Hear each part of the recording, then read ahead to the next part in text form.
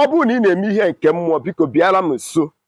Ọ bụrụ na ị na-arụ ọrụ nke mmụọ biko gee ntị. Ndị be anyị sị na ikwu amarọ ibe ezi. Dịka onye Igbo ị na-eme anya n'aka, o nwere ihe dị iche iche njigasị. Ọ ga-amasị m dịka onye Igbo ka ị kọwara m ihe ndị a niile na-arụgasị n'ozi edemede, maka na ịbịa n'ihe gbasatara ịgọ mmụọ maọbụ ịrụ ọrụ nke mmụọ, o nwere ebe ihe na-anọ nji na-ejekọta. Nke mbụ bụ nke a na-akpọ ọmụ, palm leaf. Ọmụ nwere ọrụ eji ya arụgasị. Ndị ụka na-eyuzu ọmụ, ndị omenala na-eyuzu ọmụ. Kedu ihe eji ọmụ arụ na ịbịa n'ihe gbasatara ihe nke mmụọ? Nke ịbụọ bụ fertility leaf, akwụkwọ ogirisi.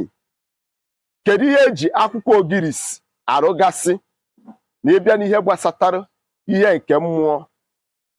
Nke ọzọ bụ ose ọla, alligator pepper maọbụ ose ọjị. Kedu ihe ose ọjị kachasị arụ na ịbịa n'ihe nke mmụọ?